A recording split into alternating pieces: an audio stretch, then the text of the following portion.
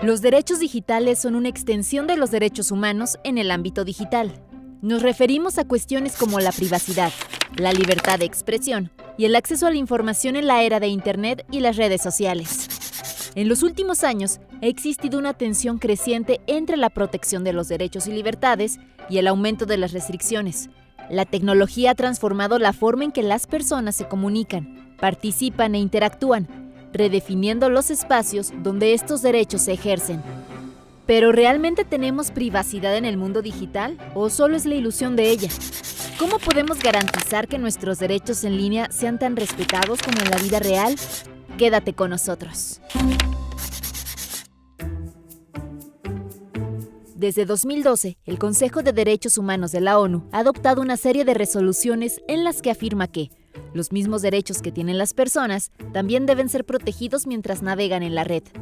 Esto implica que las Naciones Unidas han propuesto extender los derechos ya existentes al ciberespacio.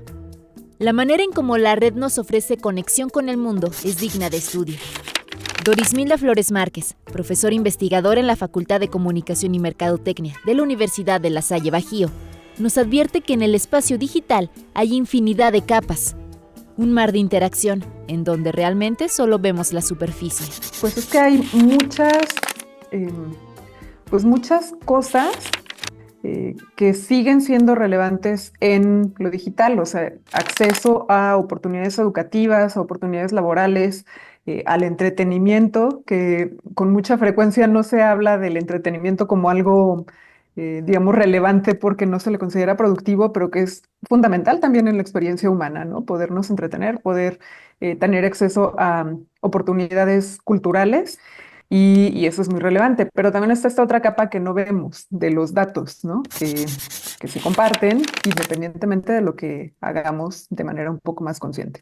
O sea, hay un tráfico, digamos, en esa capa, en la zona digital, y están esas cosas, esas otras capas que nadie ve. Todas las áreas de la experiencia humana tienen esas capas invisibles. O sea, si vas a un restaurante y te sientas a comer algo, hay una capa que no ves de cómo hicieron el plato, de qué ingredientes tenía realmente, de cuál fue el procedimiento, incluso de cosas más que pueden parecer más anecdóticas, como si lo hizo el chef o si lo hizo su ayudante o si quien lo hizo estaba enojado. O sea, hay un montón de cosas que no ves.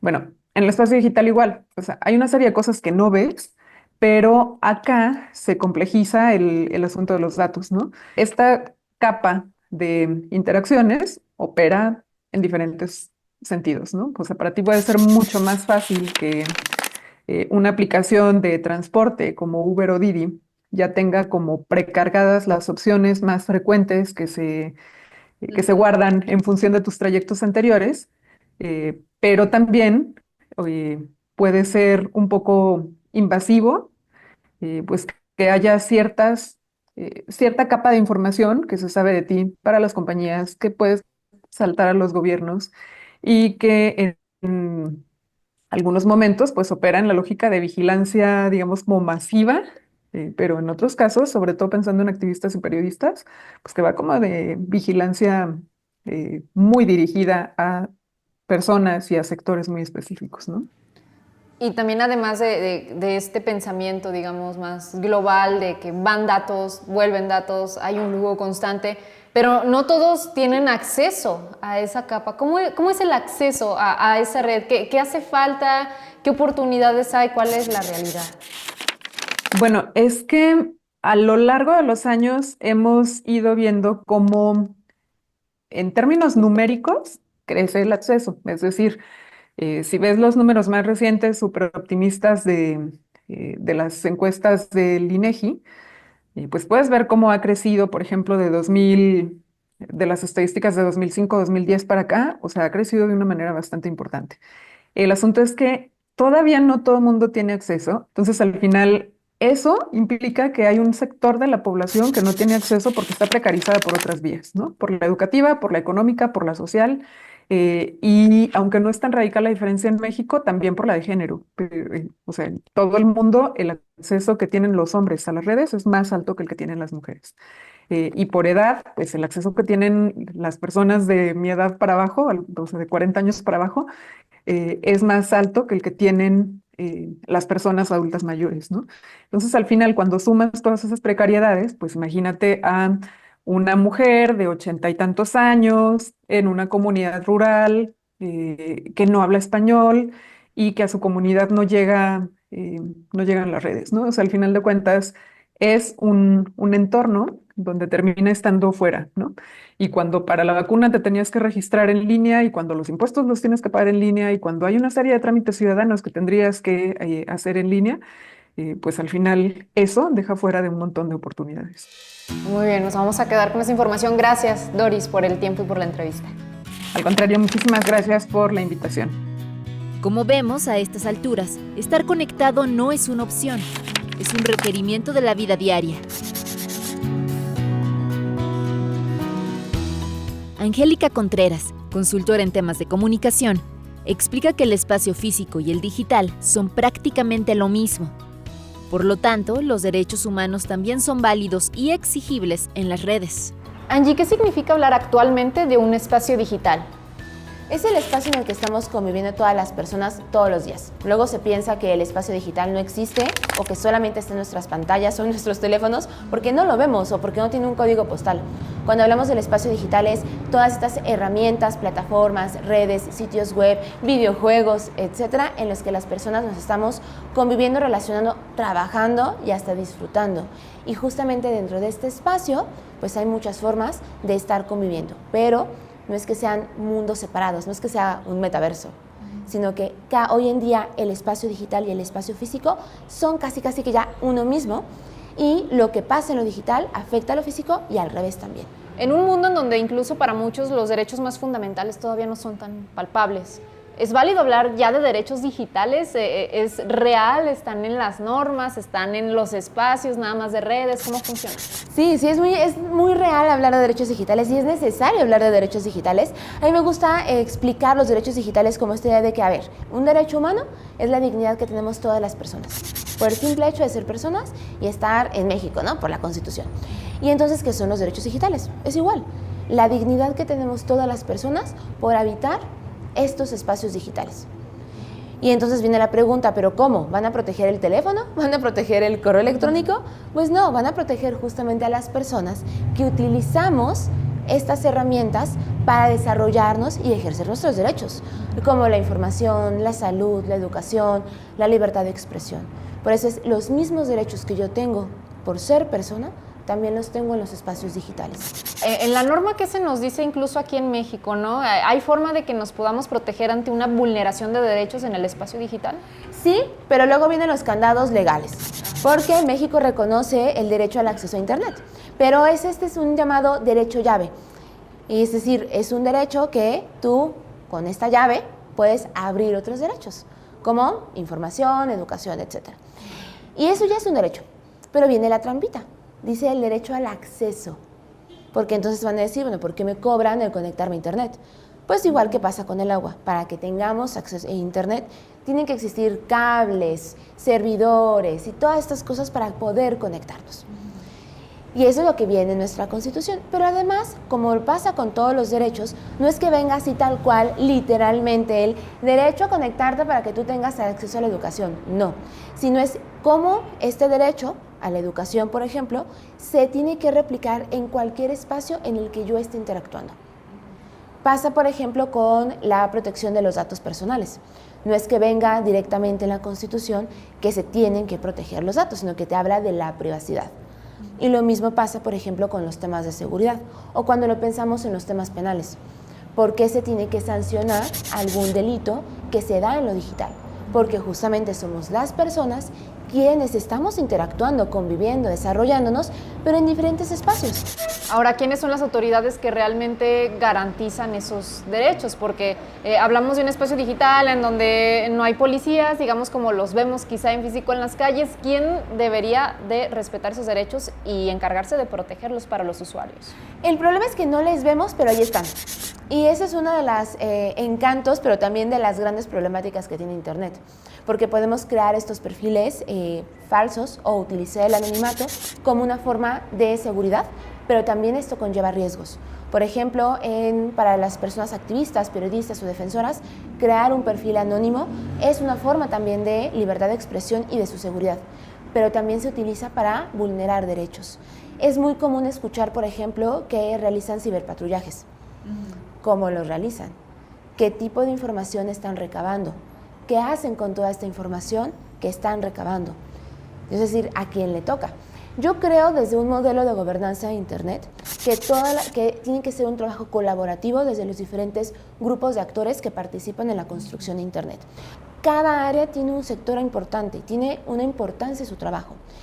Desde el legislativo, desde lo que es a nivel ejecutivo, pienso en la parte judicial, cuáles son las herramientas que tienen para su investigación. Pero también, por ejemplo, la fortaleza de la academia. Desde el compartir los conocimientos, pero también cómo se está investigando y desde la sociedad civil, cómo se están defendiendo e incorporando socialmente estos derechos. Gracias, Angie, por la entrevista y por la información. Al contrario. La defensa de los derechos digitales cambia todos los días. Los debates sobre lo que es ético o no en las redes, sobre sus alcances o sus vulneraciones, son cada vez más constantes.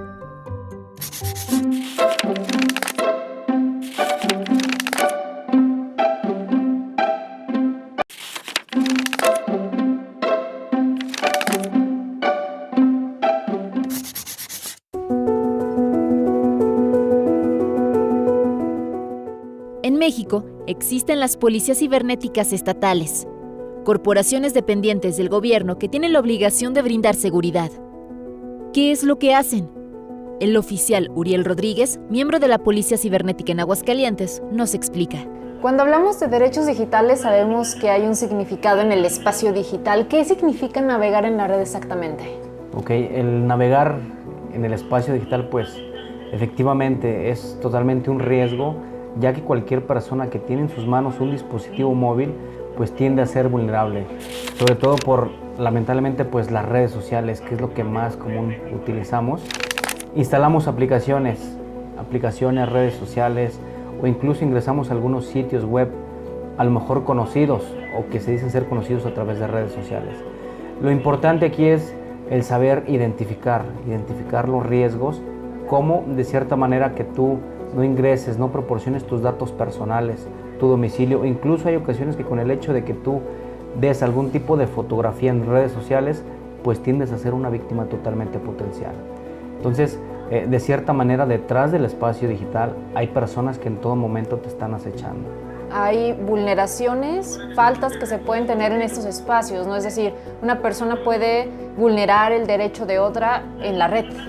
Claro, efectivamente, con el hecho de que tú subas una imagen a redes sociales, lamentablemente tú estás otorgando los permisos para que la red social tenga acceso a tu imagen.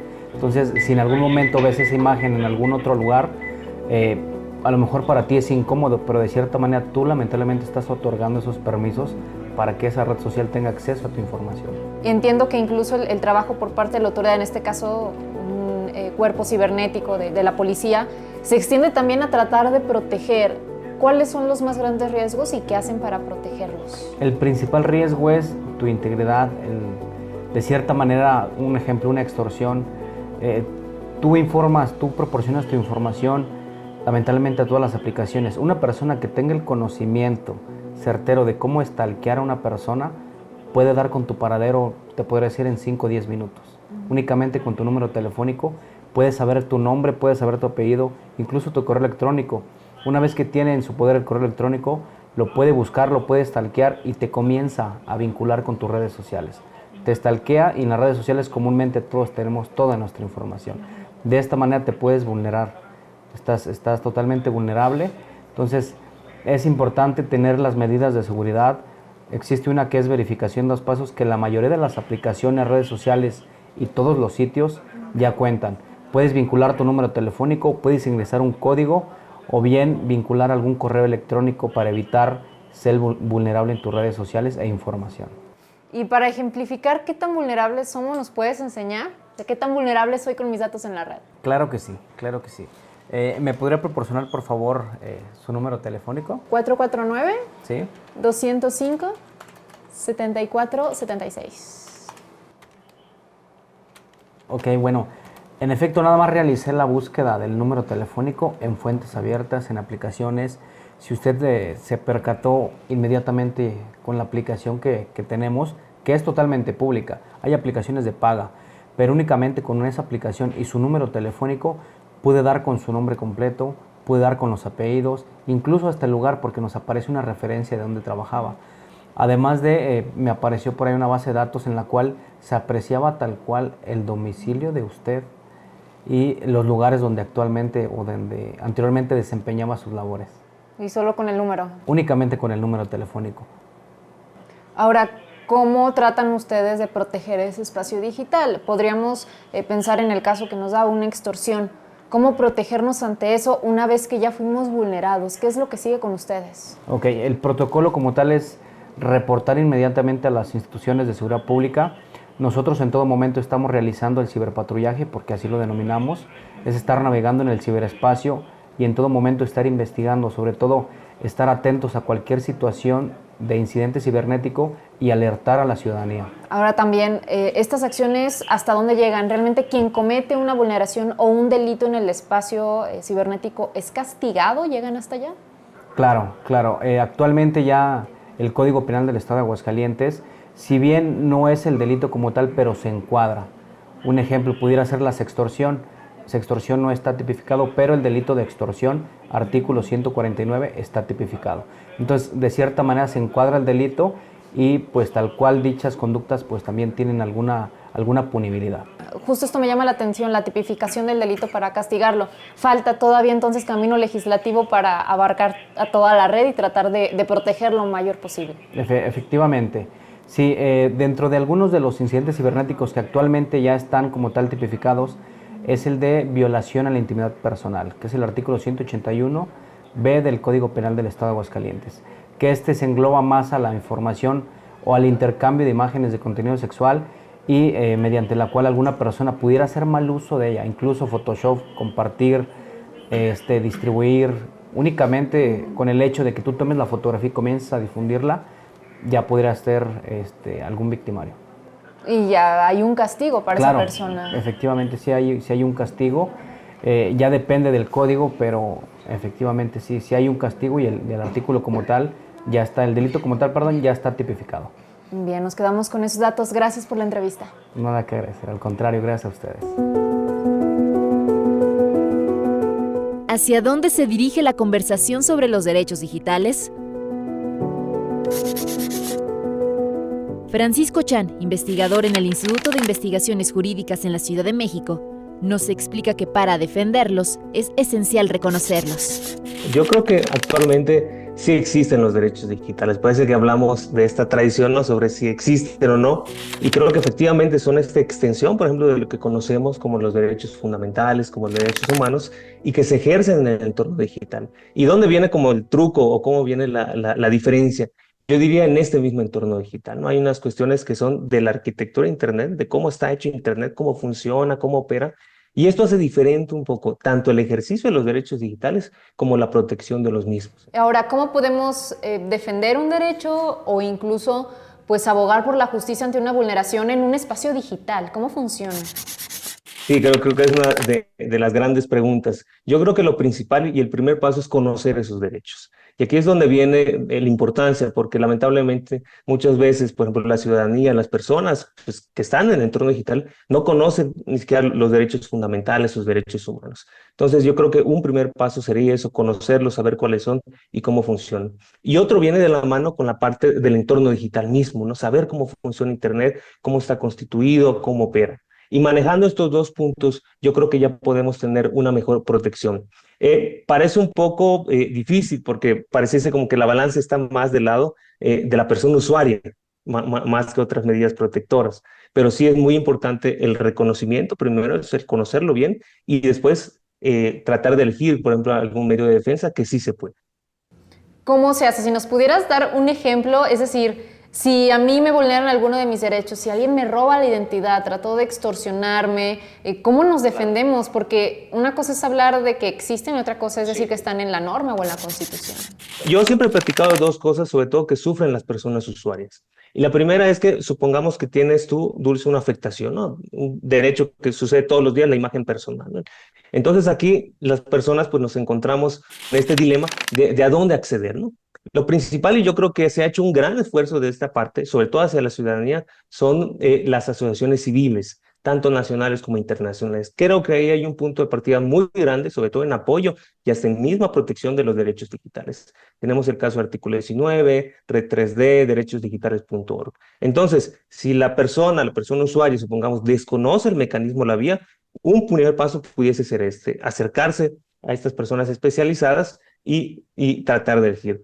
El segundo es, o tal vez pudiese ser, ver cuál vía pudiese ser la mejor. Vemos que ahora muchos de estos derechos, como decíamos la imagen, pues hay una diferencia entre robo o afectación de una imagen personal a una imagen íntima o tal vez sexual, por ejemplo. Esto ya está catalogado en diferentes reglamentos o marcos jurídicos. Puede ser desde una cuestión civil hasta pudiese ser algo penal, por ejemplo, o un delito. Entonces, también esto es otro punto en el cual, y yo creo que las mismas asociaciones también pueden apoyar desde esta perspectiva. ¿Y qué tan sencillo en el contexto nacional es pelear un derecho digital? ¿Qué tanto tarda realmente si se lleva a cabo una investigación por vulnerar alguno de estos derechos? ¿Se encuentran los culpables? ¿Estamos hablando de que hay medidas punitivas realmente?